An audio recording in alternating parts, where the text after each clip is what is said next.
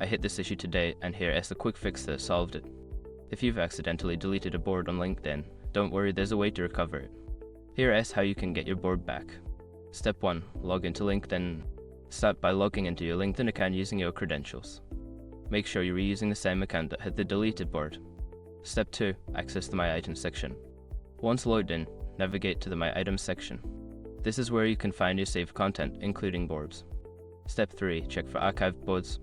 In the My Items section, look for any archived boards. Sometimes, deleted boards are not permanently removed but archived instead. Step 4. Restore the board. If you find your deleted board in the archive section, select it and look for the option to restore. This will bring the board back to your active list. Step 5. Verify the restoration. After restoring, double-check your boards to ensure it appears correctly. Sometimes it may take a moment to refresh, so give it a minute. If you don't see your board in the archive section, it may be permanently deleted. Always remember to back up important boards to avoid losing them.